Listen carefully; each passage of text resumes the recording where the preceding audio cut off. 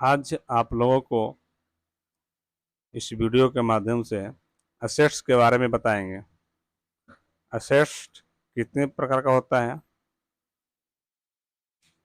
और दोनों, तो इसकी के बारे में आज आप लोगों को बताएंगे। तो आप लोग इस वीडियो को कहीं से भी देख रहे हैं तो इस वीडियो को पूरा देखें और लाइक कमेंट करें, और जो लोग नए लोग हैं उन लोग सब्सक्राइब करें। देखिए, असेट दो प्रकार के होते हैं।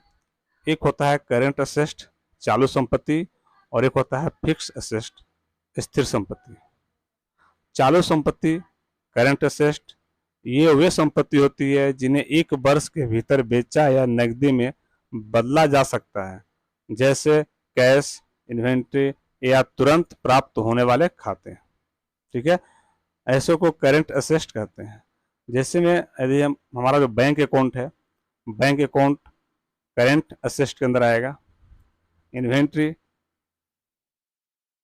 जो सामान हमारे पास से आ रहा है और जा रहा है, ठीक है, और बढ़ोतरी हो रहा है, तो वैसे इन्वेंट्री को भी करंट असेट कहते हैं। यदि कुछ इन्वेंट्री यानी कुछ सामान वस्तु हम बेचने के लिए यदि खरीद रहे हैं, परचेज कर रहे हैं और फिर उसको बेचने के लिए खरीद रहे हैं, तो उसको हम गुड्स के अंदर मानेंगे, ये करंट असेट के अंदर नहीं आएगा।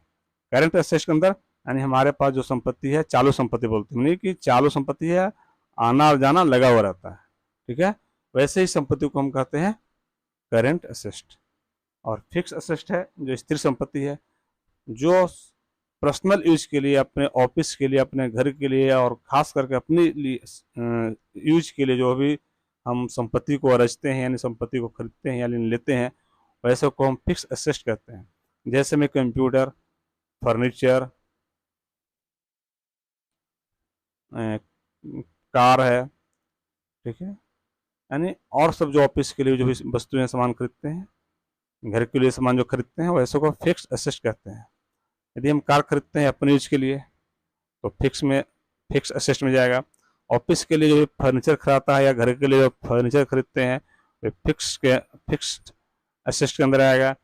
यदि हम कोई मकान खरीदते हैं अपने यूज के लिए तो फिक्स असेट के अंदर आएगा। ठीक है,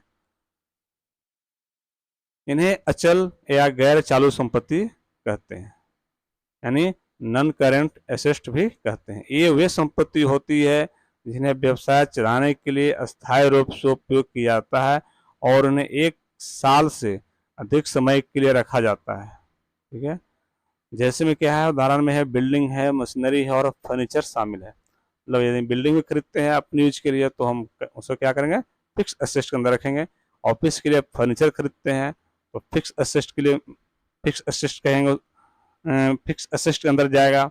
और यदि ऑफिस के लिए फर्नीचर खरीदते हैं, कंप्यूटर खरीदते हैं, लैपटॉप खरीदते हैं, वैसे सारे वस्तुएं फिक्स असेट के अंदर आएगा। यदि ये सब वस्तु यदि हम बेचने के लिए खरीदते हैं तो फिक्स असेट के अंदर नहीं जाएगा, वह आपको गुड्स के अंदर चले जाएगा। ठीक है, यानी बेचने के लिए जो खरीदेंगे तो गुड्स के लिए, और अपने पर्सनल यूज के लिए खरीदेंगे तो फिक्स असेट में जाएगा। तो आप लोग यहाँ पर समझ गए होंगे फिक्स असेट और करंट असेट में क्या अंतर होता है। ठीक है, देखिए, एक क्या है, फिक्स असेट, जमीन खरीदते हैं, जो लैंड है, जमीन है, ये फिक्स असेट में है। बिल्डिंग है, फिक्स असेट में है। फर्नीचर है, फिक्स असेट में है। व्हीकल है, फिक्स असेट में है।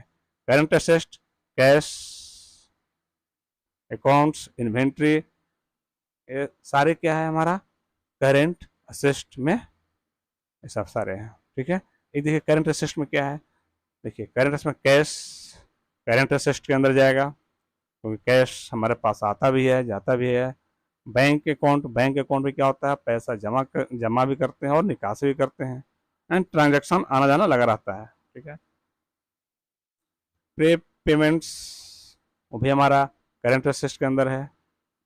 अकाउंट्स रिसीवेबल रिसीवेबल वो भी हमारा क्या है, करंट असेट के अंदर है। ठीक है, तो आप लोग समझ गए होंगे करंट असेट और फिक्स असेट किसे कहते हैं। तो आज का बस वीडियो में इतना ही है। नेक्स्ट आप लोगों को अगले वीडियो में बताएंगे। आज का बस इतना ही।